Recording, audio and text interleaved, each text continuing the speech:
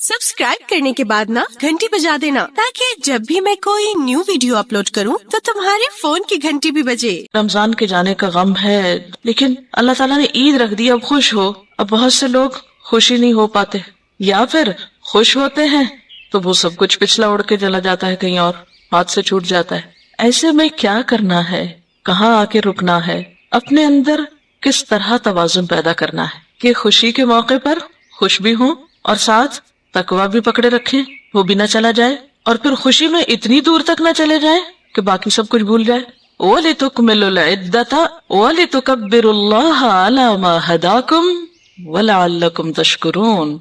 ये है ईद का पैगाम, यह है ईद के बारे में। देखिए कि जब गिनती पूरी हो जाए ना, वलितुकमिलुल इद्दता, गिनती पूरी करो, वलितुकब्बिरुल्लाह, ईद के दिन सुबह सुबह तकबीरें पढ़ो, अला मा हदाकुम, रमजान में जो हिदायत मिली, कुरान की नेमत मिली, यानी हर बशर पर किसी न किसी तरह कुछ न कुछ इस रमजान की बरकत से असर जरूर होता है, किसी पे ज्यादा किसी पे कम, लेकिन हर एक को कुछ न कुछ हिस्सा मिल जाता है। कोई तरावी में सुन लेता है, कोई कहीं सुन लेता है, कोई किसी तरह कोई किसी तरह। तो ये जो अलामा हदाकुम है, ये खुसूसी तौर पर इस कुरान की नेमत के मिलने के जिक्र पर है ना। इसी आयत के शुरू में जो है हुदल लिन्नास व बय्यिनातिम मिनल हुदा, दोबारा फिर हिदायत की बात, वल फुरकान, यानी एक तो तुमने रोजों की गिनती पूरी कर ली, दूसरे तुमने कुरान से ताल्लुक के साथ हिदायत हासिल की या नेकी में आगे बढ़े। तो अब ईद के दिन क्या करो, अल्लाह की बड़ाई बयान करो और शुक्र अदा करो, मुंह बसोर के नाशुक्री ना करो। क्योंकि बहुत से लोग ईद के दिन भी आज तो दिल ही नहीं लग रहा, रोजा ही नहीं है, क्या ईद उदासी लेकर आई है, ऐसी बातें करते हैं। ऐसी बातें नहीं करनी चाहिए।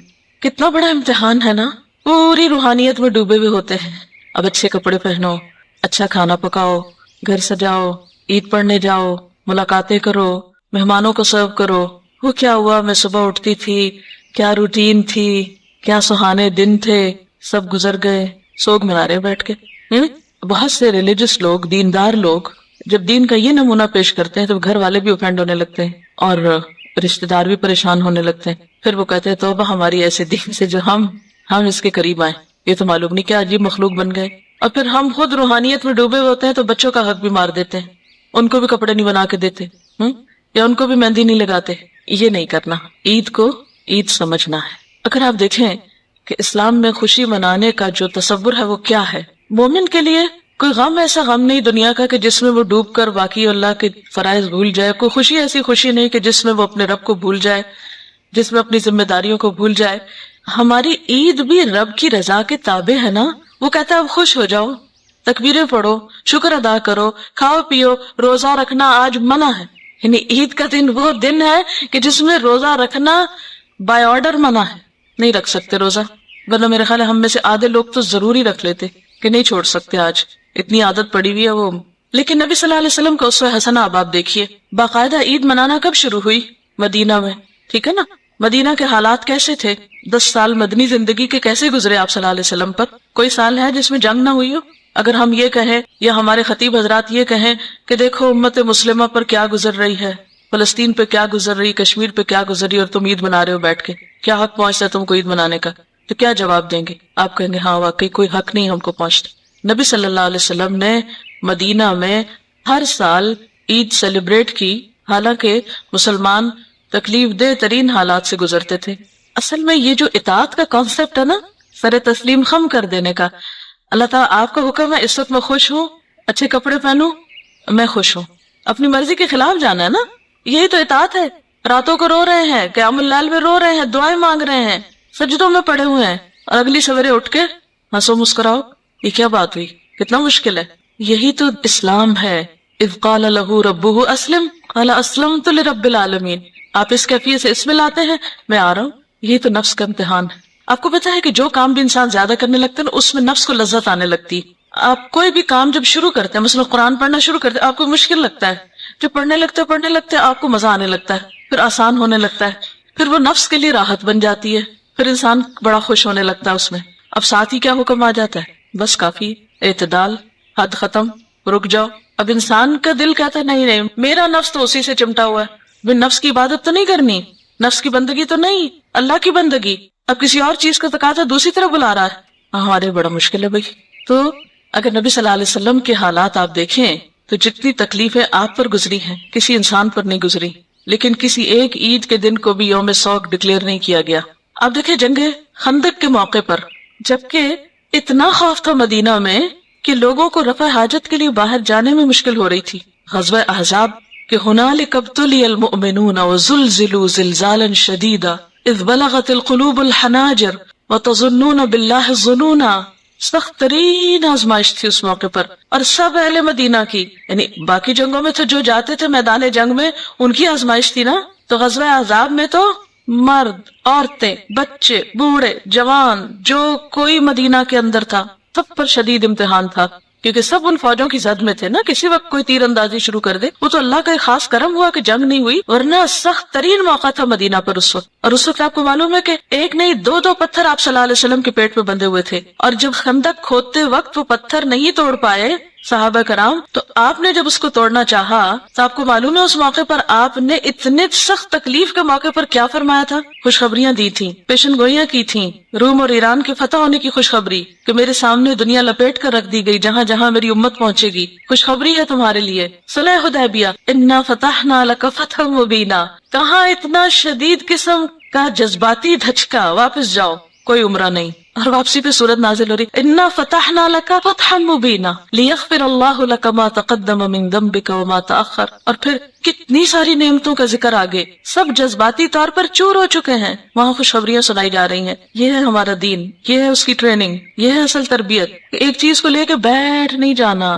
آپ دیکھیں کہ آپ صلی اللہ علیہ وسلم سے بڑھ کر قیام اللیل کسی کا ہوتا تھا؟ آپ سے طویل نماز کسی کی ہوتی تھی؟ آپ سے زیادہ طویل سجدے کسی کے ہوتے تھے؟ طویل رکوع کسی کے ہوتے تھے؟ نہیں۔ اور آپ کا اپنے ازواج مطہرات کے ساتھ کیا تعلق تھا؟ کیا کسی ایک کا حق بھی کبھی مارا تھا آپ نے؟ جب قرآن میں آیا کہ جس کو چاہو اپنے پاس رکھو، جس کو چاہو تم الگ کر دو، جس کے ساتھ جیسے چاہو سلوک کرو، تم پہ کوئی مواخذہ نہیں عدل کرتے نہ کرو، کوئی پوچھ نہیں، لیکن اس کے باوجود آپ کا معاملہ کیا تھا اپنی ازواج کے ساتھ؟ آپ گھر میں کیسے ہوتے تھے؟ حضرت عائشہ کیا بیان فرماتی؟ آپ گھر میں ہوتے تھے اب بالکل ایک عام انسان کی طرح گھر کے اندر ہنسی مذاق کر رہے ہوتے تھے، گھر کے کام کاج میں حصہ لے رہے ہوتے تھے، اور ادھر اذان ہوئی، ادھر آپ اجنبی ہو گئے۔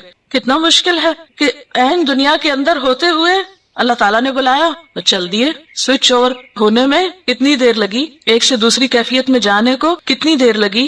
یہ ہوتا ہے مومن۔ جمعہ کی نماز، جمعہ کی اذان آئے، سب چھوڑ دو، فسعوا الی ذکر اللہ وذروا البیع، آگے مسجد، فاذا قضیت الصلاۃ، خطبہ سنا، بڑا روحانی تسکین ہوئی، سب ہوا۔ اب کیا ہے؟ فاذا قضیت الصلاۃ فانتشروا فی الارض، جاؤ کاروبار کرو، پورے دن کی چھٹی کوئی نہیں، جاؤ کماؤ، اپنے کام کرو۔ یہ ہے ہمارا دین۔ تو جب تک ہم اعتدال نہیں سیکھیں گے کس کس چیز میں، جسم کے تقاضے، روح کے تقاضے، عقل کے تقاضے، جذبات کے تقاضے، ان چار چیزوں میں جب تک اعتدال نہیں ہوگا، نہ یہ زندگی کامیاب ہو سکتی ہے اور نہ اگلی۔ کامیاب ہونا ہے تو ان چار چیزوں کے تقاضوں میں بیلنس قائم کرنا ہے۔ پہلی چیز ہے جسم کے تقاضے۔ اب مزید آپ خود بھی غور کر سکتے ہیں، میں ہلکی ہلکی آپ کو راہ دکھاتی ہوں سوچنے کی، پھر آپ مزید خود سوچتے رہیے۔ جسم کے تقاضے، نہ تو اپنے آپ کو اتنا بھوکا رکھیں کہ آپ کی کمر ٹوٹ جائے، اٹھ کے بیٹھنا محال ہو، رنگ پیلا ہو جائے اور اتنے لاغر نظر آئیں، نہ سوئیں، نہ کھائیں، نہ پیئیں کہ آپ کسی کام کے لائق نہ رہیں۔ یہ نہیں ہمارا دین سکھاتا ہمیں۔ اتنا کھاؤ، اتنا آرام کرو کہ جس سے تم ایک طاقتور انسان ہو کر کام کر سکو۔ اسی طرح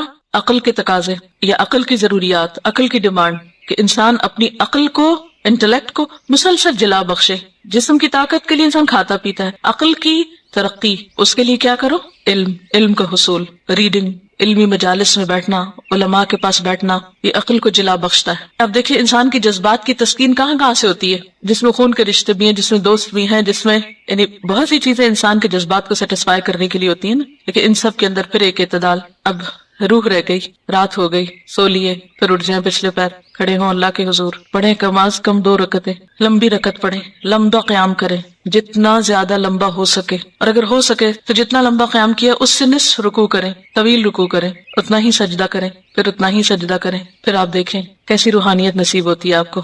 پھر اٹھیں، کھائیں پیئیں، پھر عقل کے تقاضے پورے کریں، پھر جذبات کے کریں، پھر روح کے کریں۔ یہ ٹائم ٹیبل ہونا چاہیے آپ کا۔ اور اگر کسی ایک چیز کو بھی اگنور کریں گے، آپ کی شخصیت امبیلنس ہو جائے گی، غیر معتدل ہو جائے گی، جس سے آپ ایک کامیاب انسان نہیں کہلا سکتے۔ اور مومن کے لیے اس میں سے ہر تقاضے کو پورا کرنے کا اجر ہے۔ آپ کا کھانا پینا بھی عبادت ہے، آپ کا علم حاصل کرنا بھی عبادت ہے، آپ کا خدمت خلق کرنا بھی عبادت ہے، آپ کا اپنے رشتہ داروں کے حقوق نبھانا بھی عبادت ہے، آپ کا پھر اللہ کے حضور گڑ گڑانا بھی عبادت ہے، یہ سب کچھ عبادت ہے. اسی کا نام جد و جہد ہے، اسی توازن کو پکڑتے رہنے کا نام جد و جہد ہے. یہی جہاد ہے اصل. نبی صلی اللہ علیہ وسلم کی شخصیت کیوں جامع، کیوں نمبر 1 ہے؟ اسی وجہ سے ہے. یہ سارے پہلو ہیں نا آپ کے اندر، یہی تو آپ کا اسوہ حسنہ ہے، یہی تو ایک خوبصورت پہلو ہے. اور اس سے ہٹیں گے تو دین بدنما کر دیں گے. یہ الگ بات ہے کہ کبھی ایک پہلو غالب آنے لگتا ہے، کبھی دوسرا، کبھی تیسرا. بعض اوقات مختلف چیزوں کے مختلف تقاضے ہوتے ہیں، کچھ حالات ہوتے ہیں، لیکن آپ نے انتہائی پریشانی کے موقع پر بھی میکسیمم اعتدال قائم رکھا ہے. جتنا اپنے آپ پر کنٹرول ہوگا نا، جتنا سبمیشن کا جذبہ ہوگا، اتنا اللہ کی رضا پہ راضی ہونے کا جذبہ آ جائے گا نا. اللہ کی رضا ہے اس میں کہ شوہر کی اطاعت کرو، میں راضی ہوں، مجھے اپنے نفس کی تو نہیں کرنی. کیونکہ ہم تو موڈ کے غلام ہوتے ہیں نا. ہم نماز بھی اچھی اس وقت پڑھیں گے جب ہمارا موڈ اچھا ہوگا نا. ہم کتاب کو اس وقت پڑھیں گے، ریڈنگ کب کرتے ہیں جب ہمارا موڈ ہو کچھ پڑھنے کا، اس کے علاوہ نہیں. کسی سے ملے ملائیں گے کب؟ جب ہمارا موڈ ہوگا. ابھی دل نہیں چاہ رہا نہیں. موڈ کی غلامی نہیں، معبود تو ایک ہی اللہ ہے وہ، اور اسی نے یہ ساری حیثیتیں ہماری رکھی. اور یہ تقوی ہی پیدا کرتا ہے. تقوی اس میں بیلنس کر دے گا نا. کیونکہ آپ نے دیکھا ہوگا طلاق کے مسائل میں تقوی، عبادات میں تقوی، کھانے پینے میں تقوی، ہر چیز میں، ہر ایک پہلو میں. کیونکہ جب اللہ کا خوف غالب آئے گا نا، وہ شعور کی اعلیٰ ترین کیفیت جو انسان کو فوراً بتائے گی کہ نہیں یہ درست نہیں ہے، بس یہ حد اتنی ہی، یہ اتنی، یہ اتنی، بس اس سے آگے نہیں. نہ تو انسان صرف کام و دہن کا غلام بن کے رہ جائے کہ صرف اس کی زندگی میں کھانا پینا اور جسمانی تقاضے ہی ہوں، پہننا اوڑھنا، شادی بیاہ بس، یا جذباتی کے تقاضے ہوں. نہیں. یا پھر انسان جسم اور جذبات کو ایک طرف چھوڑ کے صرف روح اور عقل کے پیچھے پڑ جائے، اس سے بات نہیں بنے گی. اب تھوڑی سی اگر آپ کی تھنکنگ کلیئر ہوئی ہے نا، تو اب آپ اس پیٹرن پہ سوچیں گے نا انشاءاللہ. مثلا دن کو آپ ان حصوں میں بانٹ لیجئے، یا پھر آپ مینٹلی اس میں لے آئیے اپنے آپ کو کہ ہاں مجھے یہ بھی کرنا ہے، یہ ضروری ہے، یہ ضروری ہے، یہ کرنا لازم ہے، یہ کرنا ثواب ہے، یہ کرنا باعث اجر ہے. تو پھر آپ دیکھیں گے کہ ہر ایک کو ڈھلنے میں مشکل نہیں ہوگی. جب ہمارا بیلنس بگڑتا ہے نا ہماری سوچ کا، سب سے پہلے تو کہ جس میں ہم کچھ کاموں کو زیادہ کار ثواب سمجھ لیتے ہیں اور کچھ کاموں کو ہم بیکار سمجھ لیتے ہیں، تو پھر اس سے کیا ہوتا ہے کہ پھر ہم کچھ کاموں کے قریب بھی نہیں پٹکتے اور کچھ کو ہم اپنے اوپر بہت حاوی کر لیتے ہیں. جب دنیا میں ہوتے ہیں خوب دنیا میں ہوتے ہیں، جب دین میں آتے ہیں بالکل ہی دنیا چھوڑ بیٹھتے ہیں. تو یہ اگرچہ مشکل ہے لیکن حدود میں رکھ کے ممکن ہے. اور پھر اصل چیز تو اسوہ حسنہ، وہاں دیکھتے جائیے کیا ہوا، سب کچھ ٹھیک ہو جائے گا. اوکے، سبحانک اللہم و بحمدک، اشہد ان لا الہ الا انت، استغفرک و اتوب الیک. والسلام علیکم و رحمۃ اللہ وبرکاتہ.